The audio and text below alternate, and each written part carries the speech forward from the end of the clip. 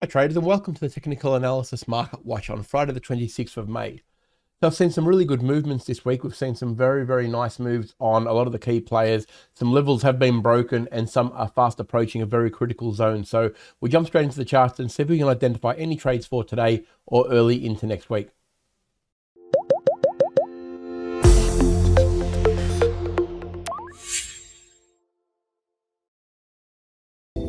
All right, so we'll start out here with the Aussie USD, and you can see it's taken a big nosedive. This week has been a very weak sort of move for it. Look, when you look at the evidence prior to what has actually happened, you can see very clearly that we're making lower highs and lower lows here. And probably just as importantly, it did come up and test the 20 moving average, which is what you want prior to a move down. Of course, that's the way you're going to jump in.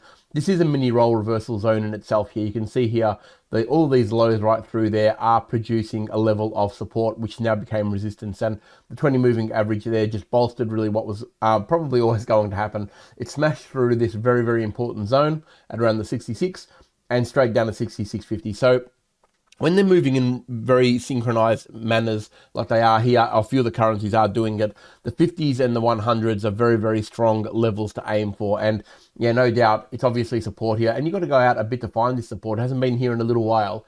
And when you do zoom out, you can see that we've got a lot of support and resistance right through here. The resistance at the basically September last year and also the November of last year, there was basically 2 months there, nearly 3 months of very strong resistance. It touched it about 16 times in that period. So you know it's a very strong zone, and it's important from a standpoint of resistance. So straight up, so from here we really need to assess whether this level is actually going to, hold up the onslaught really, and then see if we can actually get a bit of a reversal. I think the trade up is very obvious if we can get a reversal here, because really the 65.80 is the very first port of call. You can see it's a very strong level, even though it gave no respect to the way down. I can almost be very comfortable that it's going to give you resistance on the way up, and the reason is because it's got so many touches, especially when roll reversal is generally stronger than normal 1-touch or 2-touch zone. So that's why when it does actually reverse from the other side, it actually does mean a lot more. So if we do get around the bottom at this point, so we see an hour change of trend and we see a series of higher highs and higher lows or something like that on a smaller time frame, even on a 15-minute, this is only a scalp, then you could look for a short-term target up to the 65.80, or even bigger than that, up to the 20 moving average, which is around that sort of 66.40 area. They're all possible scenarios for a move up. But the one thing I wouldn't be doing is just selling it because it hit this zone. I'd be waiting for the evidence. When we see a big fall like this, I would prefer to see this zone tested, let this break down. And if it does that and comes back and tests it from below, then you've got a valid trade to keep going shorter. But until then, I would treat this with the support that it deserves because of all of the action prior to here. And just don't be sucked in by a candle that closes down here to just jump in, because it could be just a trap candle. What you want to see is movement under here, then a retest of this top. And if that happens, then you've got a bit more validation that the weakness is going to continue. So a good trading on the Aussie, especially if you picked it up around this here and took the short on that resistance, because it certainly paved the way for a pretty good move. Over to the US dollar CAD now, and we'll have a look at. This has been a pretty easy one too. Obviously, it made the high low sequence. The lightning bolt happened here.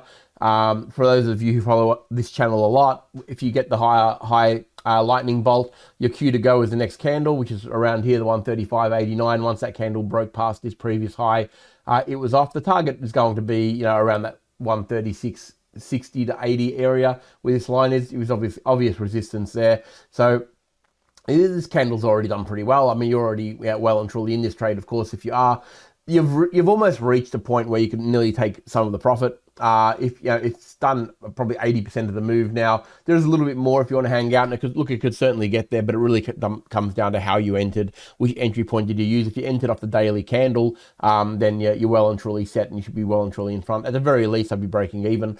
And we know that there's problems slightly forward of where we are now, but we are also at a little mini resistance point with all of these peaks through here. You can see there's a lot of body action around these. It's always a good sign when you see a lot of body action right through all of these candles at the exact same level where we're at now, knowing that level is going to give you a little bit of grief. So not a bad place to be taking profit on that little break move on that candle there. For the short side, look, this is looking pretty strong. I wouldn't be that keen on shorting this one at the moment, actually. If it rolls over at this level here or even a little bit higher on a bigger time frame like a 4 hour, then I'd be maybe considering it. But until it does that, I don't want any part of that because the momentum is just a little bit too strong on the way up. But good trading on the CAD. All right, US dollar yen, powerhouse is continuing on now. Like it's back up to the 140s. It didn't take very long at all. It did break the key zone of resistance. It hovered there for a little while, and this is what I was always talking about. When you get these opportunities where the first candle's not the one you want to take, wait for a bit of a move. If you go to the smaller time frames, you'll know what I'm talking about. If you go to say a 1 hour chart, we'll make that a little bit more standard. When you see the first initial breaks, you're going to be very tempted to try and get in on that because you think, oh, it's going to keep going, and it may well do. But realistically, what you're wanting to do is let it come back, test the line. It often does. And then when it starts to go, it did hover here for a long time too, by the way. I mean, you can see that on the daily chart that it didn't really do a hell of a lot. Ideally, in a perfect world, the daily needs to be the one that actually comes back a little bit further. We normally want to see it come back a little bit further than just, that sort of, call it 80 pips, but it's still not a bad move. It depends on what time you're trading. I mean, if you're trading a scalping environment, then 80 pips is a lot as a pullback. So, and that worked out well anyway. So realistically, came back, tested it, then you're looking for an opportunity to get in. It can be that lightning bolt there. It can be the touch of the 20 moving average, or it can be the first lightning bolt on the way up and the next touch of the 20 moving average. All of those things are valid reasons to get in on a long, but once it's done it and come back and tested it, like, don't be the one that wants to take the first candle because they're the ones that are going to get you in trouble. Okay, so but pretty good trading. Now that it's doing what it's doing, really all we're waiting for now is probably the next test, which is around the 142. So it's very, very strong. Hasn't had a proper pullback, but in saying that though, if it did come back and test the 138 from above on a daily chart and then reversed around there, like if the 20 moving average caught up and the daily tested this level, I think that would still make a very good buying level. Even if it came back that far, that wouldn't worry me at all, because in fact it's actually just getting more reason to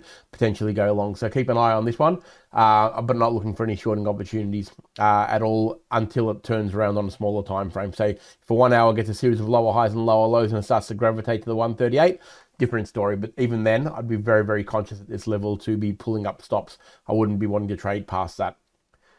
All right, over to the dollar index now, and strength to strength. Nothing to see here really. We've broken all the zones that we need to. 20-50 moving average cross. So we will jump straight into the euro because that's obviously the one that most people trade. And it is the inverse of what's happened there. As you can see, big moves down, continued selling, really, really shallow pullbacks. We were talking last week about a pullback, and I did say, this could be it. Like if that's the pullback you're going to get, and it does sell off and make a new low, time to get in, and it's exactly what it did. Okay, basically formed an evening star, didn't even get close to the 20 moving average or the last point of support at around that 108.50. It just got to the 108.30, and that was it. Down she went. So that's a mini, still lightning bolting, of course. They're all lightning bolts. You can see the lightning bolts that was up there. The minute you got that pattern though, you were in, right? You got the evening star. Once that pattern made a new low, you were off. And look, where you take profit now is an interesting one. You've got the 200 moving average, obviously, on the daily that you can look at. There is this level here at basically 107. There is support and resistance there, so you've got to be mindful of that. That's probably the target, but you're already out really. If you play that pattern length is what you would have traded, and that's already going to get you out. So that trade should be nearly done and dusted. But the euro's been strong on the way down. I wouldn't be looking at long opportunities on this one until we get an absolute change of trend on nothing shorter than a 4 hour time frame. When it's coming down with this much force, you don't want to be looking at anything short of a 4 hour change of trend. So higher high, higher low to get it up and moving to the higher bases, because realistically you're fighting in a very, very extraordinarily strong trend now. 20-50 moving average cross as well is going to help bolster it. MACD is just dropping. Nothing exciting about this one just yet. All right. Last one we're going to have a look at S&P 500, of course. It's been a confused week. Look, it tried to go higher. It came down and got smashed. It tried to go higher again over this candle here and ended up being effectively a shooting star or hammer candle really, but in the middle of nowhere on the top of the 20 moving average. And we've had a very big wick day as well in the previous session. As you can see, we've got reasonable range. That is a reasonable range. You're talking about 50 or 60 points. Very confused market, very congested market at the moment. And really, the only game in town is the long break above 41.80 or the short break below 40.80. Either of those breaks with a daily candle is going to be where the business is at. If we get that, it's leaning towards staying stronger at the moment, only because the 20 is holding it up and it's closer to that point. But really, a daily close above the 41.80 will be telling us a lot about where the strength is going to be.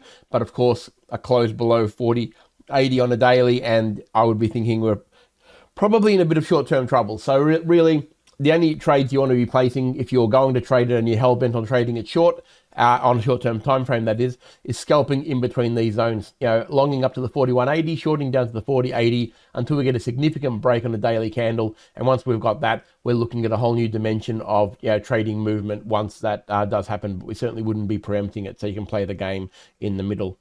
All right, everyone, I hope you've had a great week's trading. I think we've had some great opportunities this week, and the levels that we have always been talking about for several weeks now are all playing a very, very important role of where price is. So hopefully you've been able to take advantage of that. Have a great weekend, and I look forward to seeing you all next week.